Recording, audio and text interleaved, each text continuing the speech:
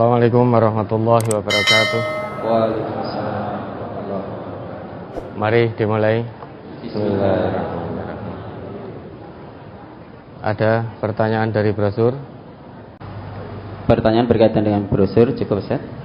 Ya, kita sambung pertanyaan tertulis yang tertunda. Ya. Pertanyaan 12 Desember ke nomor 18. 5 tahun mengaji di cabang, 20 tahun menikah, punya masalah ekonomi. Keluarga, anak 6, 4 putra, 2 putri. Anak pertama putri punya anak 2, keduanya laki-laki, berumur 4 tahun, yang kedua 1,5 tahun. Suaminya meninggal Agustus tahun 2020. Sekarang kembali jadi tanggung jawab kami. Kerja saya serabutan. Yang jadi masalah, istri tidak pernah terbuka masalah utang. Setelah banyak yang menagih, bingung. Saya coba masalah ini kami konsultasikan ke pengurus. Istri tidak mau juga terus terang. Utang untuk apa? Jawabnya singkat. Gue butuh wis ben, utangku tak tanggung jawab. Padahal istri tidak ada usaha kecuali ngurus rumah tangga. Pagi-pagi sudah beres-beres, masak, nyuci, terus pergi ke rumah orang tuanya 500 meter dari rumah kami setiap hari begitu. Pernah ngomong, boleh tidak mau kerja pergi ke Jakarta. Sudah 12 hari ini meninggalkan rumah. Saya tunggu rumah hampir tiap hari ada koperasi mingguan yang menagih. Mohon tausiahnya, Ustaz. Tausiah seperti apa? Kalau memang punya hutang, tausiahnya bagaimana? Disaur. Kalau punya hutang, ya disaur. Itu nasihat agamanya begitu. Ya, kalau punya hutang, tidak ada jalan terbaik kecuali nyaur utang itu. Ya. Kalau memang belum punya, koperasi mingguan yang datang tadi ya disemayani. Kira-kira mau apa tidak? Semayani, wong tidak punya, betul kok. Makanya jangan asal hutang. Seorang istri kalau mau hutang, izin suami. Karena kewajiban memberi nafkah itu ada pada suami. Maka jangan perberat suami dengan hutang-hutang istri yang tanpa izin itu. Berat suami. Banting tulang, banting daging, gegering nanti gosong-gosong. Mencari nafkah untuk kebahagiaan, untuk memenuhi kebutuhan istri dan anak-anak. Lah kok istri utang tanpa izin. Hati-hati. Istri yang seperti ini menurut Nabi, dia tidak akan dilihat oleh Allah pada hari kiamat tadi. Tidak akan dilihat oleh Allah pada hari kiamat nanti. La yanzurullah azza wa jalla ilam ra'atin la tashkuru li zawjiha wa hiya la tastaghni anhu. Kata Nabi begitu. Allah azza wa jalla pada hari kiamat tidak akan melihat sama sekali kepada seorang istri la tashkuru li zawjiha, yang tidak ngerti berterima kasih pada suaminya. Wa hiya la tastaghni anhu, tidak berterima kasih pada suami berarti dia tidak merasa cukup atas pemberian suami. Banyak tuntutannya. Ketika suami tidak bisa memberi lebih, istrinya hutang tanpa izin, berlaku nusus, melupakan kewajiban dengan sengaja. Ini nusus. Maka istri yang seperti ini kalau tidak bertobat, jangan harap di akhirat dilihat oleh Allah. Karena dia tidak pernah bersyukur atas pemberian suaminya. Terlalu banyak tuntutan, terus menuntut. Bukan untuk memenuhi kebutuhan hidup, namun untuk memenuhi gaya hidup. Minta ini, minta itu, pengen kancane, pengen tonggone. Tonggone punya kulkas, ini minta lemari es. Iya.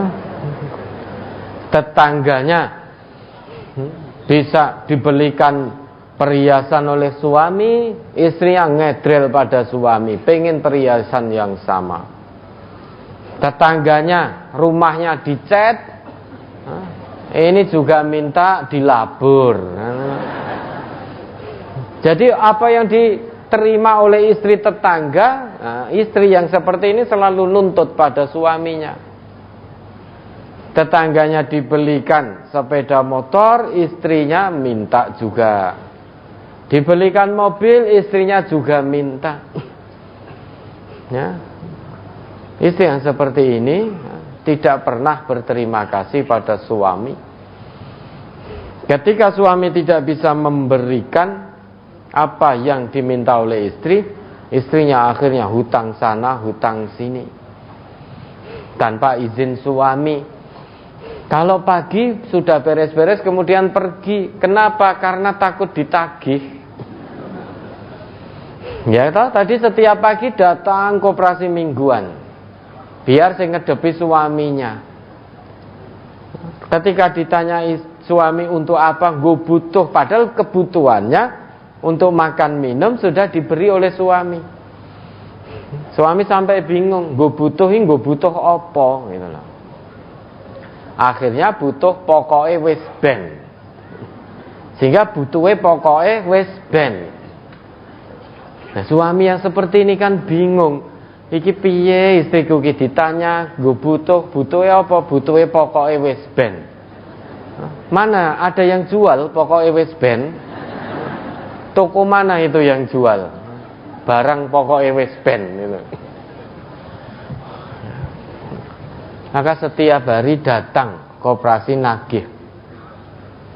Koperasi yang setiap hari itu kira-kira syariah tidak?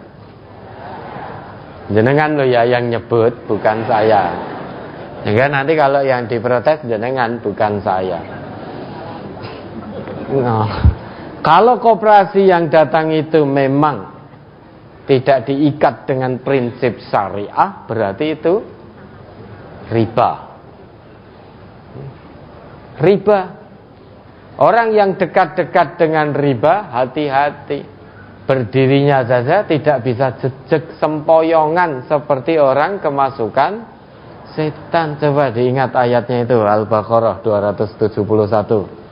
Al-Baqarah 275 atau berapa itu? Alladzina yaquluna riba la yaqumuna illa kama yaqumul ladzi yatakhabbathu syaitanu minal mas. Surat Al-Baqarah, surat kedua ayat 275. Alladzina yaquluna riba la yaqumuna illa kama yaqumul ladzi yatakhabbathu syaitanu minal mas. Dzalika bi annahum qalu innamal bai'u mislur riba wa halallahu al-bai'a wa harrama ar-riba. Faman ja'ahu mau'izatun min rabbih fantaha falahu ma salaf wa amruhu ila Allah wa man 'ada fa ulaika ashabun nar hum fiha khalidun.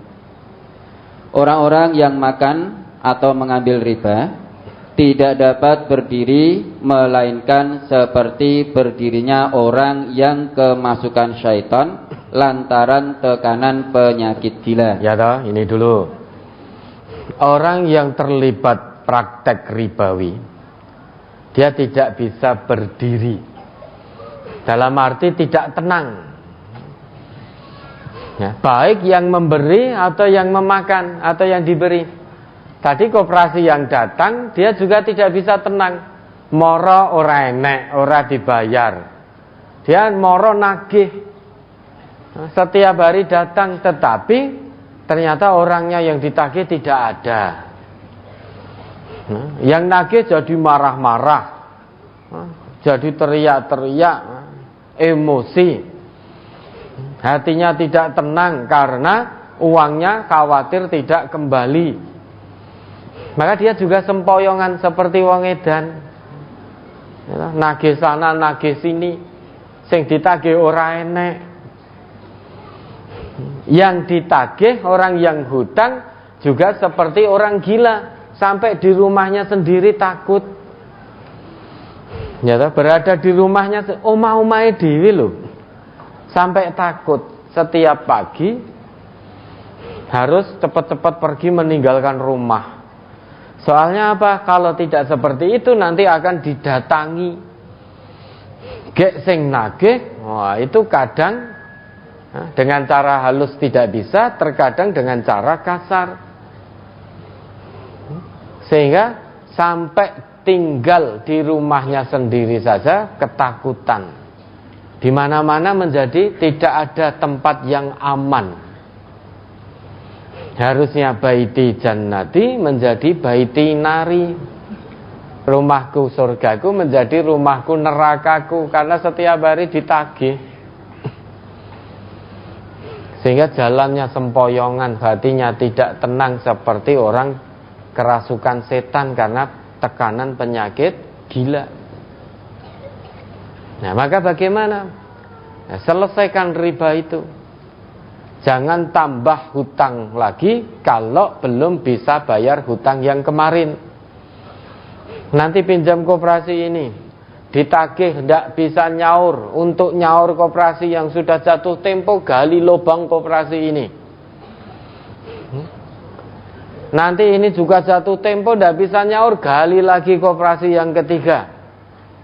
Akhirnya lubangnya tergali begitu lebar sehingga nutup ora ono. Gali lubang sana, lubang sini, lubang sana, lubang sana, banyak lubang yang tergali sing buat nutup tidak ada. Akhirnya piye? Sudah pergi tinggalkan rumah saja. Akhirnya suaminya enggak tahu apa-apa karena istrinya utangnya juga tidak izin. Suaminya bingung, bendino enek tamu. Tamu ini kewajibannya untuk diikromi, lah ini tamunya kok nagih-nagih. Padahal suaminya merasa tidak punya hutang. Nah, ini bagaimana solusinya? Maka selesaikan hutang itu. Kalau memang tidak ada, ya katakan belum ada. Jangan hanya mengatakan belum ada, tetap usaha menyelesaikan hutang itu. Usahakan hidup tanpa hutang. Kalau bapak tadi ada yang bisa dijual, dijual untuk nutup hutang itu. Meski ada barang yang terjual, misalkan mobil, jual mobil, sepeda motor, jual sepeda motor. Kalau punyanya hanya rumah, rumahnya dijual untuk nutup utang itu. Dan jangan hutang lagi. Lebih baik tidak punya rumah namun tidak punya hutang, daripada punya rumah tapi di rumah sendiri takut. Untuk apa? Harusnya istirahat di rumah namun takut karena setiap saat didatangi. Lebih baik tidak punya rumah namun tidak punya hutang, hati menjadi tenang, daripada punya rumah mewah ning utange ning ngendi-ngendi. Setiap hari ditagih, jelungan berangkat sebelum matahari terbit, pulang sesudah matahari terbenam bahkan tengah malam. Sehingga takut ketemu orang lain. Nah, apa fungsi rumahnya kalau seperti ini? Nah, lebih baik jual rumah, tutup hutang itu. Dan nanti berteduh di mana? Berteduh di bawah langit. Insya Allah kalau niat kita lillahi ta'ala menyelesaikan semua hutang-hutang yang tidak dibenarkan agama itu, Allah akan tunjukkan jalan. Walladzina jahadu fina lanahdiyannahum subulana. Barang siapa yang mencari keridhoanku, pasti akan aku tunjukkan jalan-jalanku. Janji Allah ini imani dulu dengan hati. Jangan terima dengan akal dulu. Kalau dengan akal dulu akan menolak kita dengan janji Allah ini. Lah ini duwene omah kok terus nginep ngendi nek tak dol. Untuk ini itu padahal mau nyaur utang riba itu.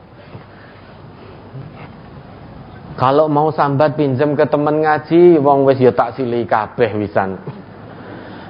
Sehingga sudah tidak ada lagi yang mau meminjami. Nah, tinggal rumah.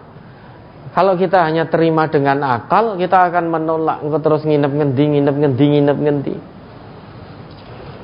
Kalau kita terima dengan hati, bismillah. Saya akan sahur utang-utang riba ini. Akan saya selesaikan semaksimalnya hanya mengharap ridho Allah. Saya bismillah mau hijrah dari riba. Meski belum terpikir saat ini, namun imani dalam hati dulu. Sambil berdoa pada Allah dan terus berusaha. Allah tidak akan pernah menyelisih janji yang telah ditetapkan. Nanti satu saat akal kita akan membuktikan, oh ternyata betul janji Allah. Namun kalau kita terima dulu dengan akal, banyak orang-orang yang hanya pinter akalnya tapi bodoh hatinya. Sehingga menerima seruan Allah, ojo korupsi, ning yo tetep korupsi. Itu akalnya pinter. Oh nyatane konangane suwe. Dia tidak yakin dengan Allah. Perintah Allah mencari rezeki yang halal. Allah akan turunkan berkah dari langit dan dari bumi. Janji Allah itu kalau hanya diterima dengan akal, kita akan menolak. Lawang nyatane seprono seprene ket 6 nganti duwe anak 7. Kerja dari pagi sampai pagi nyatane ya mung semene terus. Berkah dari mana? Nah, apa kita tidak menyadari? Meski jumlahnya kecil, kalau Allah turunkan full berkah, maka itu yang kita cari, yang kita harapkan. Jangan bisa lihat koruptor itu uangnya banyak tidak? Banyak, tetapi masih kurang. Karena apa? Tidak ada berkah dari Allah. Karena mencari dengan cara yang haram.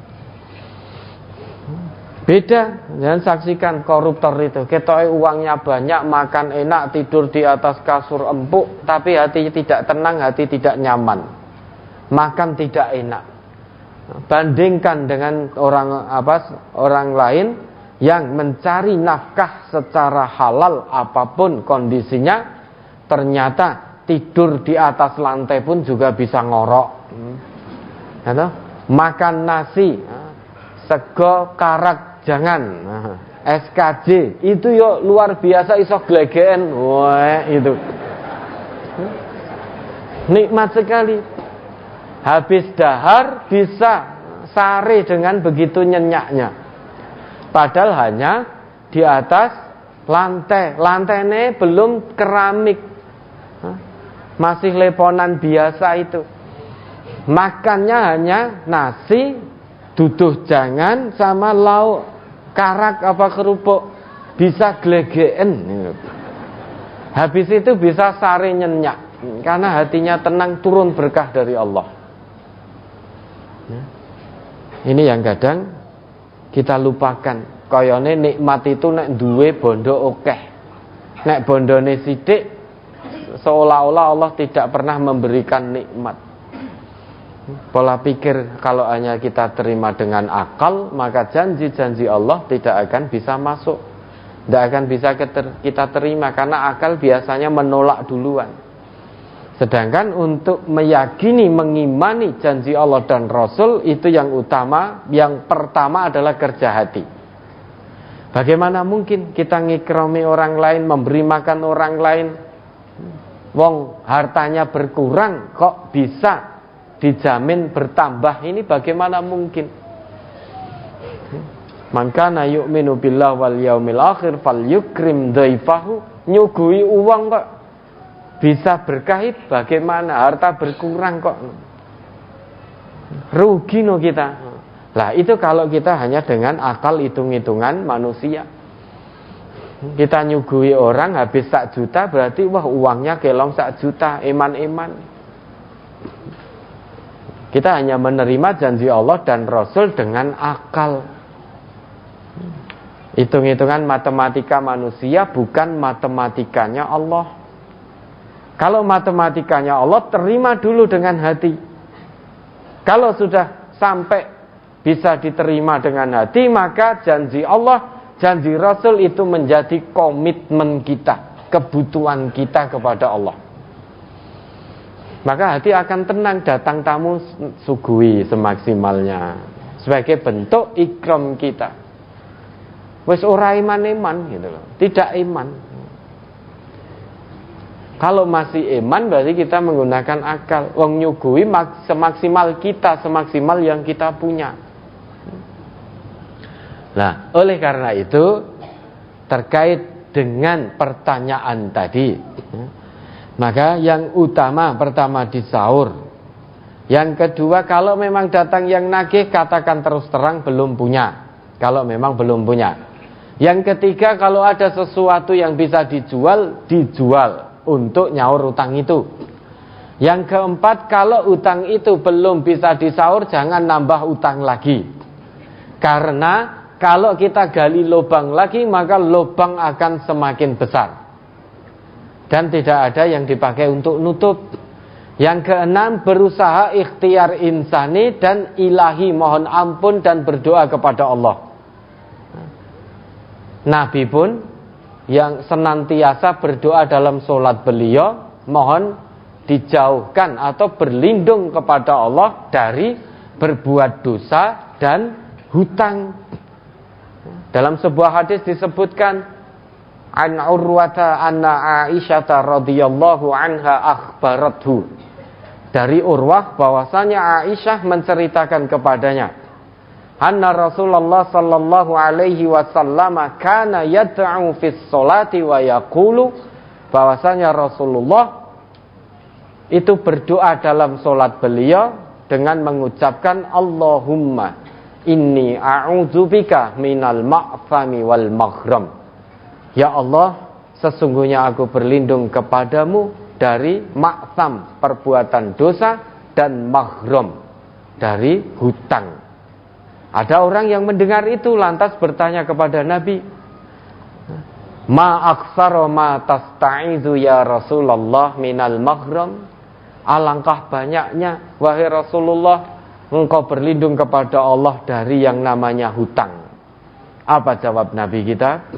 Innar rajula idza gharima haddasa fakadzaba wa idza wa'ada fa akhlafa. Karena seseorang itu jika dia berhutang, maka sangat potensi apabila dia bicara dia akan berdusta. Apabila dia berjanji dia akan khianat, menyelisih janji. Ya, pertama, ketika nembung utang saja, terkadang banyak orang yang tidak mengutarakan tujuan sesungguhnya.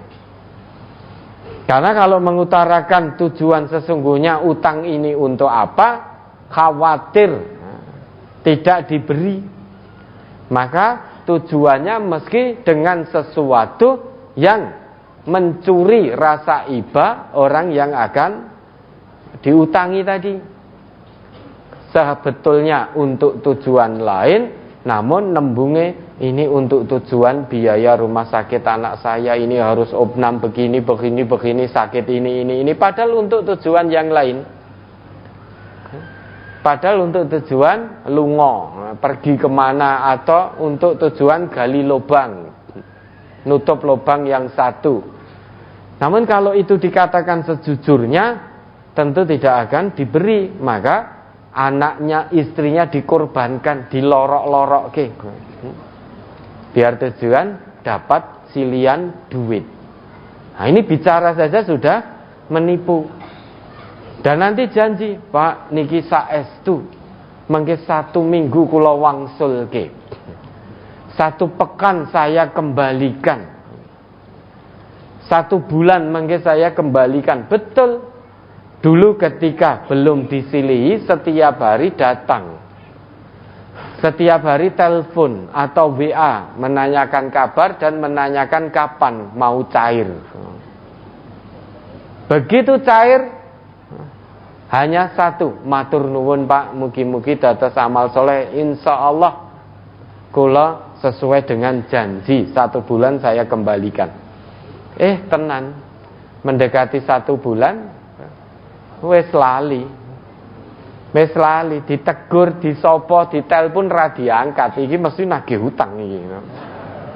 Habis itu ganti nomor. TTA-nya mudah kok. Kalau kita punya teman atau saudara, sediluk-diluk nomornya ganti. Wis TTA-nya mudah. Tiba-tiba telepon jenengan, iki nomorku ganti iki. Besok selang sehari telepon lagi, ini sekarang nomorku ganti, ini kok gonta ganti nomor begitu cepatnya. Nah, ini sedang bermasalah, dikejar-kejar orang biasanya, sehingga dia merahasiakan nomor, maka ganti terus nomornya. Masa hilang bendino, masa nomornya hilang setiap hari, sehingga kadang punya 10 nomor. Nanti ngubungin jenengan, aku jaluk tolong ditransfer sih ya, ini buat ini. Lagi nomornya sapa? Saiki nomorku iki, besok ganti lagi. Karena kalau nomornya tetap itu, mungkin jenengan telepon, jenengan tagih, maka dia ganti nomor. TTA-nya mudah, orang yang secara cepat setiap hari gonta-ganti nomor, itu biasanya sedang bermasalah dan sedang dicari-cari oleh orang lain. Maka janji dia khianati. Maka Nabi kita mengajarkan pada kita untuk memohon berlindung kepada Allah dari yang namanya hutang. Usahakan hidup tanpa hutang. Kun wari'an, kata Nabi gitu, kun wari'an takun a'badan nas. Jadi orang yang warak dalam menjalankan agama ini, maka kamu akan menjadi orang yang paling baik beribadah kepada Allah. Wa kun qani'an takun ashkaron nas. Jadilah qanaah, orang yang senantiasa qanaah, menerima, merasa cukup apa yang Allah titipkan. Kalau itu bisa dilakukan, kamu akan jadi orang yang paling bersyukur kepada Allah. Jika tidak utang sana, utang sini, utang sana, utang sini. Hidup usahakan tanpa hutang. Wong bisa tanpa hutang, kenapa harus hutang? Jangan dibalik, wong bisa hutang, kenapa tidak hutang? Sehingga kalau ada program-program dari lembaga keuangan, orang kalau sudah hobi hutang, kalau ada program dari lembaga keuangan, ini tertarik, ditawani, wah, ya hutang, padahal sakjane enggak butuh, tetapi menjadi butuh karena ditawani.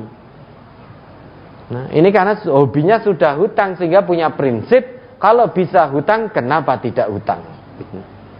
Prinsip ini harus kita rubah. Kalau bisa tidak hutang, kenapa kita harus hutang? Hutang ini hati-hati. Ya, kita meninggal, hutang belum selesai, menjadi penghalang surga kita. Meski hutangnya mung sithik. Karena hutang itu bukan muamalah kita kepada Allah. Hutang itu hablum minan nas. Kita punya hutang uang pada orang lain, itu hubungan kita dengan manusia, bukan dengan Allah. Allah hanya mewajibkan kita nyaur utang. Kalau hubungan dengan manusia belum selesai, maka surga kita pun menjadi terhalang. Maka usahakan hidup tanpa hutang. Karena mati itu sewaktu-waktu. Kalau harus hutang, maka dicatat dengan betul dan disaksikan. Jagani kalau kita mati, kita meninggal, maka ahli waris kita tahu bahwa kita masih punya hutang atau piutang. Sehingga orang yang kita beri hutang atau orang yang sedang hutang pada kita, itu bisa menyelesaikan hutang-hutangnya. Kita pun juga menyelesaikan hutang-hutang ahli waris kita yang sudah meninggal. Maka pentingnya hutang itu dicatat. Lah ini kok malah delik. Lah ini kalau tidak ada yang nagih, suaminya tidak tahu. Karena istrinya tidak izin dan sembunyi-sembunyi. Ya, hati-hati. Makanya usahakan hidup tanpa hutang semaksimalnya. Lah nanti kalau tidak hutang, UB-nya nggak laku. Alhamdulillah nggak laku. Nggak apa-apa.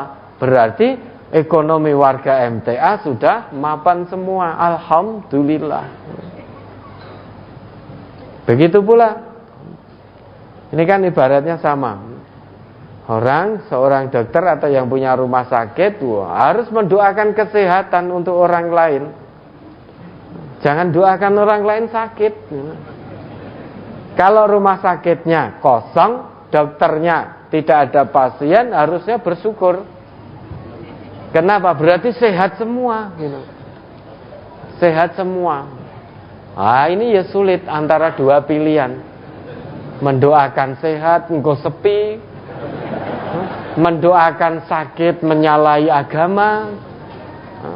Di antara dua pilihan. Sama UB kita mendoakan ekonomi warga MTA baik, engkau rapayu. Mendoakan biar ekonominya sempit, ben payu, nyalahi agama. Banyak ibda binafsik. Mulai dari diri sendiri, usahakan hidup tanpa hutang. Kalau harus berhutang, pilih yang syariah. Kalau harus hutang, pilih yang dikelola dengan prinsip-prinsip syariah. Ya, ada lagi.